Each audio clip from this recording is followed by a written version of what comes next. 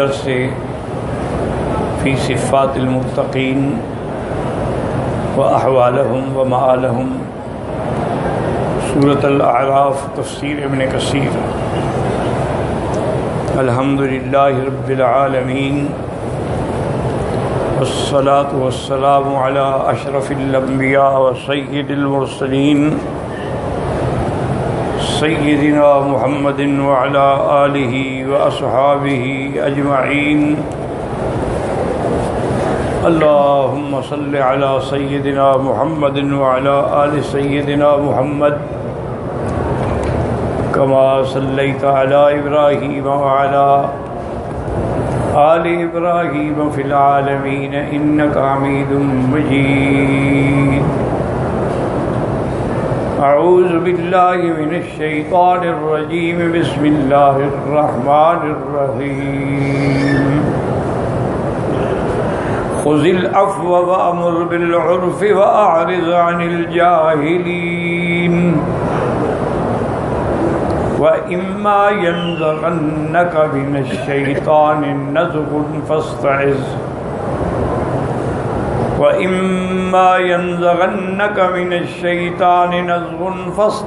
بالله إنه سميع عليم۔ إن الذين اتقوا إذا مسهم طائف من الشيطان تذكروا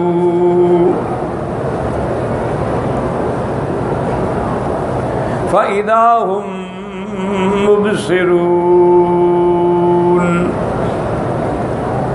وإخوانهم يمدونهم في الغي ثم لا يقصرون۔ اللہ تبارک و تعالی نے کلام مقدس کی ان آیات مبارکہ میں فرمایا ہے، اللہ نے حضور صلی اللہ علیہ وسلم کو فرمایا خذ العفو وَأَمُرْ بِالْمَعْرُوفِ وَأَعْرِضْ عَنِ الْجَاهِلِينَ۔ یہاں تین باتیں ہیں۔ پہلی بات یہ ہے عفو معنی معاف کرنا۔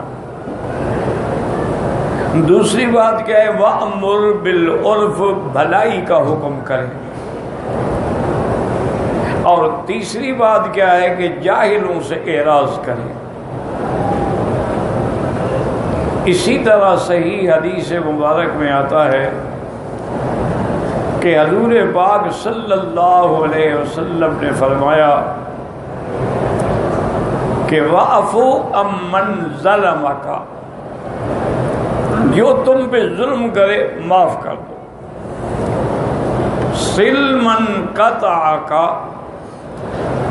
اور جو تم سے قرابت، تعلق، رشتہ توڑے تم اس سے رشتہ جوڑو۔ وَتُعْطِي مَنْ حَرَّمَكَ، جو تجھ کو کچھ نہ دے تم اس کو جو کچھ دے سکتے ہو وہ عطا کرو۔ یہ ہدایات ہے، اور اگر ان پہ انسان عمل پیرا ہو جائے تو جماعتوں کے اختلافات بھی ختم ہو سکتے ہیں اور گھروں کے اختلافات بھی ختم ہو سکتے ہیں۔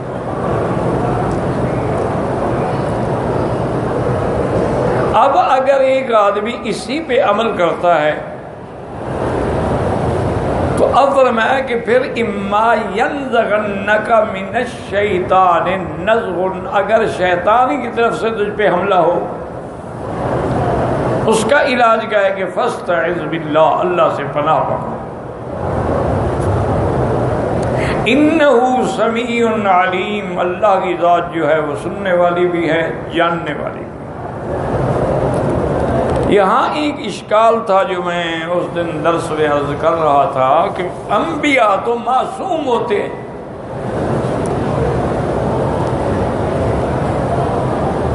اور انبیاء پر کیسے شیطان حملہ آور ہو سکتا ہے؟ کہ جب کہ صحیح حدیث میں موجود ہے، حضور نے فرمایا کہ لا یأمرنی الا بخیر، وہ میرے ساتھ جو قرین ہے اب وہ بھی مجھے بھلائی کی بات کہتا ہے۔ اور ایک روایت میں ہے کہ انہو اسلم، کہ وہ خود مسلمان ہو گیا۔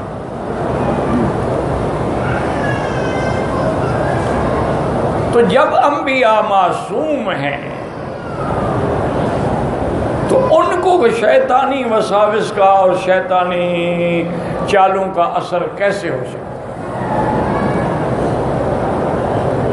حتیٰ کہ یہ تو خود ابلیس نے بھی اقرار کیا تھا کہ مولا میں تیرے بندوں کو گمراہ کروں گا، لیکن الا عبادک منہ المخلصین، لیکن جو تیرے خاص بندے ہیں ان پہ میں کچھ نہیں کر سکتا۔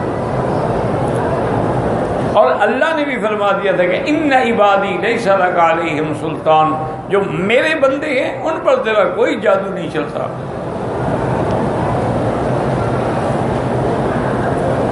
تو پھر اس آیت کا کیا مطلب ہوگا کہ اما ینزغنک من الشیطان نزغ،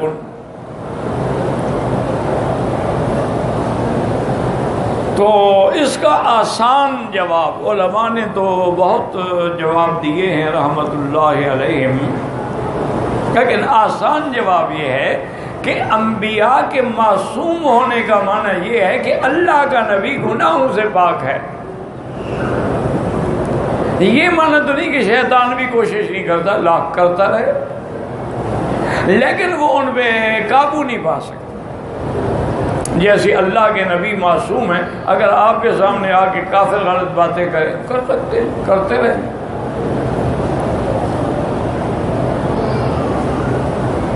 سیدنا عیسیٰ علیہ الصلوۃ والتسلیم کو ان کی زندگی میں، آپ کے زمانے اولا میں جب آپ زندہ یہاں تھے، پھر زندہ آسمانوں پہ اٹھائے گئے، تو اس وقت بھی ایسی جماعتیں پیدا ہو گئی تھیں جو کہتی تھی عیسیٰ علیہ السلام خدا کا بیٹا ہے۔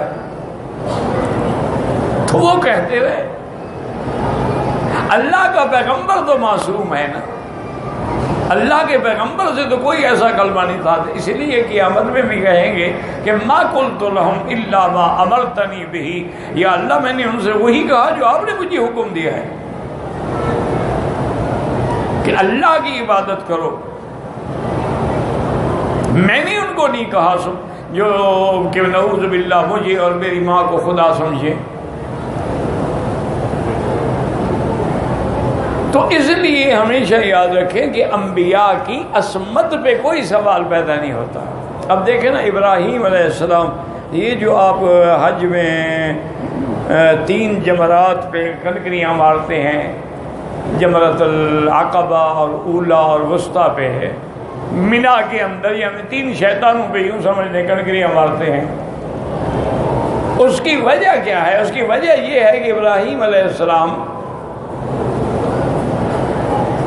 جب سیدنا اسماعیل علیہ السلام کو لے کے جا رہے تھے ذبح کرنے کے لیے خواب کے حکم کے مطابق، تو اسی جگہ ابلیس نے آپ کو روکنے کی کوشش کی کہ ابراہیم کیا کر رہے ہو،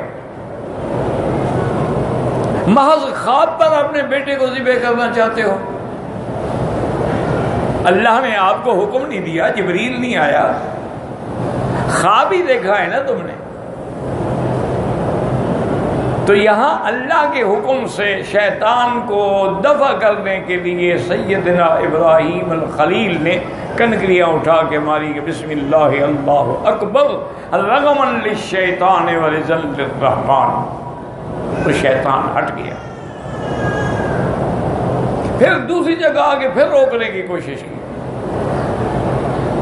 آپ نے پھر کنکریاں ماری، پھر شیطان ہٹ گیا۔ پھر تیسری جگہ آگے اس نے کوشش کی تو حضرت ابراہیم نے تیسری جگہ بھی کنکریاں ماری، تو اب شیطان جو تھا وہ ہٹ گیا۔ تو معنی یہ ہے کہ شیطان تو زور لگا سکتا ہے نا، لگاتا رہے، لیکن انبیاء علیہ السلام پر اس کا کوئی اثر نہیں ہوتا۔ اس نے لاکھ روکنے کی کوشش کی، لیکن ابراہیم علیہ السلام اپنے پروگرام پہ اور اللہ کے حکم پہ قائم رہے، دائم رہے، اور خدا کی قدرت ہے، یعنی آدمی بڑے تدبر سے اگر سوچے تو سارے مکہ مکرمہ میں جدھر بھی نظر ڈالو نا سیدنا ابراہیم کی یاد ہے،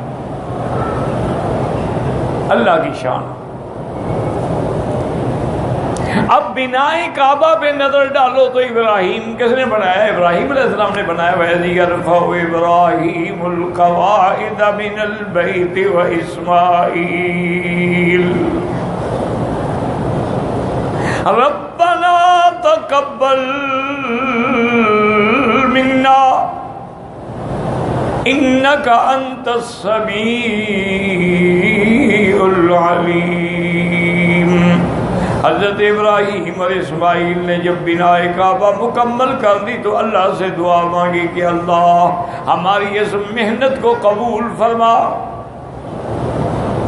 اس لیے علماء کہتے ہیں کہ اگر اللہ نے آپ کو عمرہ نصیب کیا ہے، طواف نصیب کیا ہے، حرم کی نمازیں نصیب کی ہیں، مدینہ پاک کی حاضری نصیب کی ہے، ریاض الجنت میں بیٹھنا نصیب کیا ہے، تو اللہ سے دعا مانگا کرو کہ یا اللہ تیرا شکر ہے لیکن قبول فرما. کیوں؟ کیا پتہ ہے قبول ہوئے کہ نہیں.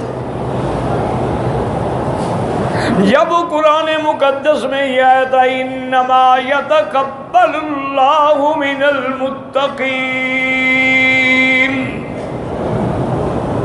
حابیل اور قابیل کی قربانی کے مسئلے میں قابیل کی قربانی رد ہو گئی، حابیل کی منظور ہو گئی. اب بھائی نے کہا دیکھو تمہاری قربانی کیوں؟ انہوں نے کہا اللہ کے بندے بھائی ہو کیوں لڑتے ہو؟ اللہ تو اس کی قربانی اور خیرات اور اعمال قبول کرتے ہیں جو اللہ سے ڈرنے والا ہے. تم نافرمانی. تو اس آیت پہ حضرت حسن بصری رحمۃ اللہ علیہ روتے رہے. تو ساتھیوں نے پوچھا کہ حضرت آپ کیوں رو؟ فرمایا کہ اللہ نے فرمایا کہ نیکی کا عمل مقبول ہوتا ہے اس سے جو صحیح معنی میں متقی ہے. اللہ عالم متقی بھی ہیں کہ نہیں ہیں. کیوں؟ عمل تو اسی کا قبول ہوگا نا جو اللہ سے ڈرنے والا ہے. ڈرنے والے کا کیا معنی ہوتا ہے؟ میں اللہ سے بڑا ڈرتا ہوں، بڑا نہیں. اللہ کے حکم پہ چلنے والا اور نافرمانیوں سے بچنے والا وہ ہے اللہ سے ڈرنے والا. کہ جن چیزوں کا اللہ نے حکم دیا ہے تعمیل کرتا ہے، جن سے منع کیا ہے رک جاتا ہے.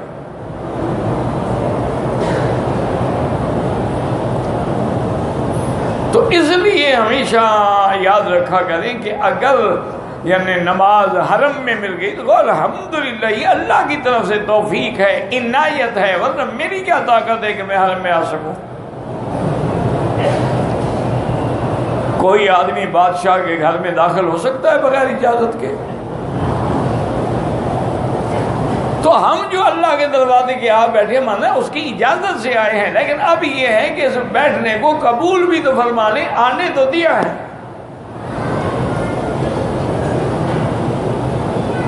اور دعا کریں اور ہمیں اس کی رحمت پہ یقین ہے. وہ کریم ہے، وہ جواد ہے، وہ ارحم الراحمین ہے، اور اس کی رحمت نے ساری کائنات کے ذرے ذرے کو ڈھانپ لیا ہے، اور اس کی رحمت غضب پر حاوی آ چکی ہے. تو اللہ ہمارے ساتھ بھی رحم کا معاملہ فرما کے قبول فرما لے. اب علماء نے لکھا ہے کہ قبول ہو گیا عمل یا نہیں ہوا ہمیں کیسے پتہ لگے گا؟ یعنی قبول ہونے کی نشانی کیا ہے؟ اب دیکھو نا آپ کا بچہ امتحان دیتا ہے تو اب 100 میں سے اس نے ماشاءاللہ 60 70 80 90 نمبر لیے ہیں، مانا وہ پاس ہو گیا ہے. اور اگر بالکل 50 سے بھی کم ہے مانا فیل ہو گیا ہے. تو ہمیں کیسے پتہ لگے گا کہ عمرہ قبول ہو گیا، حج قبول ہو گیا، زیارت قبول ہو گئی، طواف قبول ہو گیا؟ علماء نے فرمایا اس کی علامت یہ ہے کہ عمرہ کرنے کے بعد تم اپنے اندر غور کرو کہ کوئی تبدیلی آئی ہے تیرے اندر. یعنی تیری زبان سے جھوٹ نکلتا تھا، اب تم نے جھوٹ چھوڑ دیا. تو لوگوں میں غیبت کرتا تھا، اب غیبت کرنا چھوڑ دیا. تم نے اپنا لباس اور شکل کافروں والی بنائی ہوئی تھی، اب محمد مصطفیٰ والی بنا لی ہے. تو سمجھ لو کہ قبول ہو گیا، کہ تبدیلی آئی. اسی لیے علماء کہتے ہیں کہ اگر کسی جماعت کے بارے میں یہ دیکھنا ہو کہ یہ جماعت حق والی ہے یا حق والی نہیں ہے، یا کسی پیر کے بارے میں یہ دیکھنا ہو کہ یہ پیر صحیح معنی میں مرشد ہے یا نہیں ہے، کسی عالم کے بارے میں دیکھنا ہو کہ یہ علماء حق میں ہے یا علماء سو میں ہے، انہوں نے کہا اس کو اس طرح دیکھا جاتا ہے کہ جماعت کے ساتھ جانے میں کوئی تیرے اندر تبدیلی آئی ہے، تیری شکل میں، تیرے عمل میں، تیرے بولنے میں، تیرے اعمال میں اگر تبدیلی آئی ہے تو پھر جماعت حق ہے۔ جو حضور کے صحابہ کی جماعت میں آتا گیا وہ فوراً تبدیل ہو گیا۔ اگر کسی عالم کے واعظ میں، درس میں، تدریس میں اثر ہوتا ہے، تبدیلی آتی ہے، عقیدہ کی اصلاح ہوتی ہے، اعمال کی اصلاح ہوتی ہے، سمجھے کہ یہ علماء حق ہے۔ اسی طرح اگر کسی پیر، کسی مرشد کی صحبت میں بیٹھنے سے تبدیلی آتی ہے، آدمی کی اصلاح ہو، سمجھو یہ مرشد حق والا ہے۔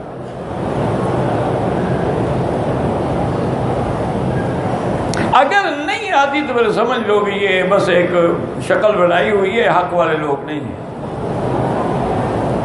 کیونکہ یہ ہو نہیں سکتا کہ حق، ایک اللہ والے تھے، بہت بڑے بزرگ گزرے ہیں، تو ان کے پاس کچھ لوگ آئے، ایک نوجوان کو لے کے، بڑا آدمی تھا، کوئی سرداروں کا بیٹا تھا، وہ اس کو چاچے مامے خالہ سب کٹھے ہو کے لے آئے، یار تم چلو بزرگ کو ملو تو صحیح، کہ یار میرا بزرگوں سے کیا کام ہے۔ انہوں نے کہا اللہ کے بندے چلو تو صحیح نا۔ بہرحال اس کو لے آئے تو حضرت نے پوچھا ہاں بیٹا کیسے ہے؟ انہوں نے کہا جی مجھے پکڑ کے لے آئے، میں تو نہیں آ رہا تھا۔ کہا کیوں لائے بھائی؟ انہوں نے کہا جی بیعت کرنے کے لیے۔ انہوں نے کہا وہ تو آنے کے تیار نہیں ہے اور تم اس کی بیعت کرا رہے ہو۔ اس نے کہا حضرت اب میں ساری برادری سے جھگڑا تو نہیں کر سکتا، میں بیعت ہوتا ہوں آپ کی، لیکن ایک میری شرط ہے اگر قبول کریں۔ انہوں نے کہا یہ اچھا مرید ہے، پہلے پیر پہ شرطیں کرتا ہے۔ فرمایا اچھا بھائی بتاؤ کیا شرط ہے، چونکہ اللہ والے کوشش کرتے کوئی تو ٹھیک ہو جائے، کسی طرح ٹھیک ہو جائے۔ اس نے کہا جی میری شرط یہ ہے کہ میری دو کمزوریاں ہیں، ایک میں شراب نہیں چھوڑ سکتا، ایک میں عورت نہیں چھوڑ سکتا، اس کے بغیر میں نہیں زندہ رہ سکتا۔ آپ نے فرمایا اچھا بھائی اگر ہم آپ کی شرط مان لیں تم بھی ہماری کوئی شرط مانو گے؟ اور نے کہا جی آپ جو بھی کہیں میں مانوں گا، آپ میرے پیر ہیں، پھر میرے مرشد ہیں، میں جب بیعت کر لوں گا آپ مجھے جو حکم دیں میں چلوں گا، لیکن یہ دو چیزیں نہیں چھوڑوں گا۔ اور پھر میں اچھا میری صرف ایک شرط ہے اور کچھ بھی نہیں، کہ 5 وقت کی نماز تم نے مسجد میں پڑھنی۔ اور نے کہا جی ٹھیک یہ میرا وعدہ ہے آپ سے کہ میں ہر نماز جماعت کے ساتھ مسجد میں پڑھوں گا۔ انہوں نے کہا بس ٹھیک جاؤ تم میرے بیعت ہو گئے۔ اب جناب وہ آیا تو وہ اس کے دوست احباب جو تھے، وہ عصر کے بعد اس کی مجلس شروع ہو جاتی تھی نا، دوست احباب آتے تھے، گانے وانے، عورتیں چھوڑتے، مجلس شراب شروع۔ تو انہوں نے کہا کہ حضرت ابھی آپ لیٹ ہو رہے ہیں۔ انہوں نے کہا بھائی نہیں، بات یہ ہے کہ میں نے اپنے پیر سے وعدہ کیا ہے کہ نماز پڑھوں گا جماعت سے، اب اگر میں آگے شراب پی لیتا ہوں تو مغرب اور عشاء کیسے پڑھوں گا؟ آج محفل تو ہوگی لیکن ہوگی عشاء کے بعد، آئندہ عصر کے بعد کوئی پروگرام نہ رکھا کرے، میں نے نماز پڑھنی ہے۔ عشاء کے بعد پروگرام رکھیں گے تاکہ آدھی رات تک پھر نشے وشے اتر جائیں گے، غسل کر کے فجر کی نماز پڑھ لوں گا۔ انہوں نے کہا جی ٹھیک ہے ہم عشاء کے بعد آئیں۔ آپ نے مغرب کی نماز پڑھی مسجد میں، اور حیران ساری دیکھ رہے ہیں کہ یہ بندہ جو مسجد کے کبھی قریب نہیں گزرا آج کیسے جماعت میں کھڑا ہے؟ اور آتے ہوئے اس نے کہا کہ مولوی صاحب یہ مسجد کا کیا حال کیا ہوا، یہ مسجد کا فرش ہے، یہ حمام گندگی ہے، بدبو ہے، بندہ بیٹھ کے وضو نہیں کر سکتا، یہ کیا کر رہے ہیں آپ؟ انہوں نے کہا جی ہم کیا کریں، ہم تو غریب مولوی ہیں، نماز پڑھا کے روٹی بھی مانگی ہوئی کھاتے ہیں، تو مسجد کہاں سے بنائیں؟ انہوں نے کہا نہیں بس کل اس پہ آدمی لگا دو، حمام بھی نئے بناؤ، اس کا فرش بھی نہیں لگا، اور مصلے بھی نئے ڈالو، رنگ بھی نہیں کراؤ، سارا خرچہ میں دوں گا۔ انہوں نے کہا بھائی کمال ہے، یہ بندہ تو ایک نماز کے بعد اتنا خرچ کرنے پہ تیار ہو گیا ہے، اور اس نے دے دیے پیسے، مینیجر کو کہا بھی جتنا خرچ ہو مسجد پہ کرو۔ عشاء کی نماز بھی پڑھ لی، اور نماز پڑھنے کے بعد وہ ڈیرے پہ جانے کے بجائے گھر چلا گیا۔ انہوں نے بھاگے دوڑے، وہ جو خوش آمدی پیسے لینے والے آئے ہوئے تھے، انہوں نے کہا حضرت نہیں یار میری آج طبیعت نہیں مان رہی، کل عشاء کے بعد تم اپنے پیسے شیسے لے لو میرے مینیجر سے، تمہاری رات تو خالی نہ جائے نا۔ لیکن میرا دل نہیں کر رہا، پتہ نہیں کیا ہے، اللہ عالم، طبیعت ٹھیک نہیں ہو رہی۔ بہرحال گھر آ گیا، گھر آیا تو بیوی بھی حیران پریشان، یا اللہ شکر ہے کہ آج میرا خاوند گھر آیا۔ اس نے بڑا استقبال کیا، اور کھانے کے لیے اس نے سارے نئے برتن نکالے، نیا سیٹ لگایا، چادریں، ہر چیز نئی بدل۔ لگا کیا کر رہی ہو میری کوئی آج تو شاید، انہوں نے کہا نہیں آج تم قسمت سے آئے ہو، اور دیکھو یہ اس پلیٹ میں کسی نے نہیں کھایا، لیکن جس پلیٹ سے سب کھاتے ہیں اس میں کھانے کا کیا فائدہ۔ اس کو سمجھ آ گئی کہ بیوی مجھے کیا کہہ رہی ہے۔ بہرحال فجر کی نماز پڑھی، اس کے بعد دوسرا دن آیا، پھر وہ آیا، انہوں نے کہا بھی بات سنو، میں نے سب کچھ چھوڑ دیا، میں نے توبہ کر لی ہے، اب میں نے مسجد بنوانی ہے، آئندہ مہربانی کر کے میرے ڈیرے پہ نہ آیا۔ ساری چیزیں چھوڑ دی۔ ایک ہفتے کے بعد آیا تو ماشاءاللہ داڑھی رکھی ہوئی ہے، اور سر پہ اسلامی شکل ہے، اسلامی ٹوپی ہے، اور بڑا ہی ماشاءاللہ۔ حضرت فرمایا بھائی ہم نے تو آپ کو منع نہیں کیا، تو کیا ہوا؟ انہوں نے کہا جی میں نے سنا ہے کہ نماز برائیوں سے روک دیتی ہے، اگر میری نماز نہ روکتی تو میں سمجھتا میری نماز نہیں ہوئی۔ ان الصلاۃ تنہی عن الفحشاء والمنکر۔ آج جو ہم ٹھیک نہیں ہوتے، معلوم ہوا کہ ابھی ہماری نمازیں ٹھیک نہیں ہیں، ہماری صفیں ٹھیک نہیں ہیں، ہمارا رخ کعبے کی طرف ٹھیک نہیں ہے، ہم سبحان ربی العظیم تو کہتے ہیں لیکن دل سے نہیں نکلتا، ایک زبان ہے کر رہے ہیں بس۔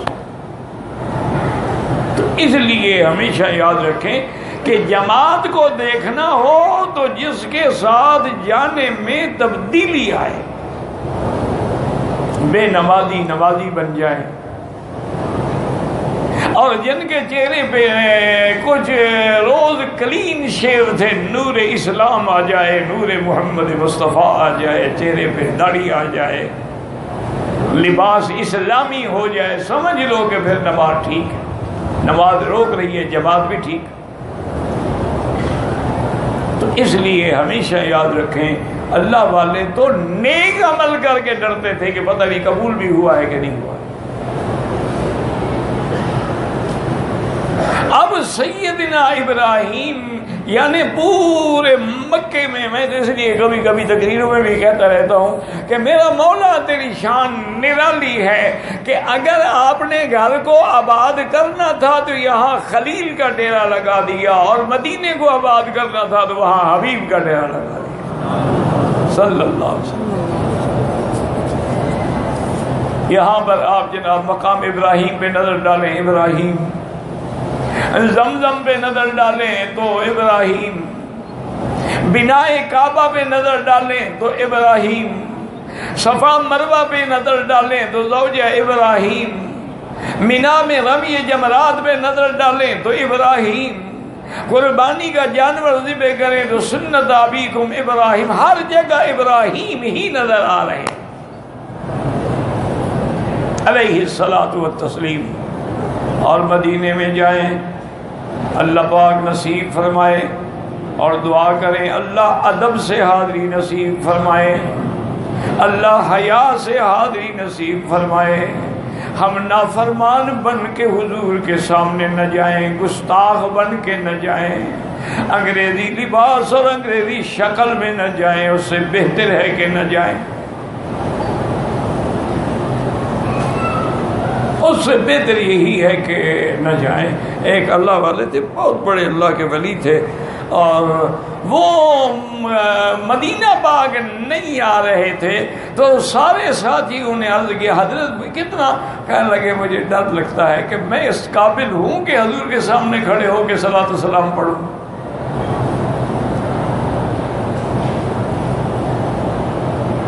تو اب آپ مدینے میں مسجد قباء پہ نظر ڈالیں تو محمد مصطفیٰ، مسجد عوف پہ نظر ڈالیں تو محمد مصطفیٰ، مسجد نبی پہ نظر ڈالیں تو محمد مصطفیٰ، جبل احد پہ نظر ڈالیں تو محمد مصطفیٰ، خندق پہ نظر ڈالیں تو محمد مصطفیٰ، حرتین پہ جس پتھر پہ نظر ڈالیں محمد مصطفیٰ صلی اللہ علیہ وسلم، وہاں حبیب کبریا ہے، یہاں خلیل اللہ ہے علیہ الصلاۃ والتسلیم۔ اللہ کے کروڑوں صلاۃ و سلام، لیکن دعا یہ کرو کہ ہمارے اندر دین کی کوئی بات اثر کر جائے۔ اچھا اب اس کے بعد تو اس لیے یاد رکھیں کہ شیطان نے کوشش کی، لیکن اس میں ابراہیم علیہ السلام کا کیا قصور ہے؟ شیطان نے تو میرے مدری کے خلاف بھی ایک دفعہ آگ کا ایک گولا لے کے آیا حضور کے نعوذ باللہ چہرے کے سامنے، تو فرشتے نے اٹھا کے مارا، تو سمرقند سے بھی دور کہیں جا پڑا۔ تو اس لیے عصمت انبیاء کو کوئی فرق نہیں آئے گا، نبی معصوم ہوتے ہیں۔ اب آگے اللہ تبارک و تعالی فرماتے ہیں کہ ان الذین اتقوا اذا مسهم طائف من الشیطان تبصروا، اللہ نے فرمایا جو ڈرنے والے ہیں، جو متقین ہیں، جو پرہیزگار ہیں، جو میرے بندے ہیں، اگر شیطان ان کو وسوسہ ڈالے تو وہ فوراً جان جاتے ہیں کہ شیطان ہم پہ حملہ کر رہا ہے،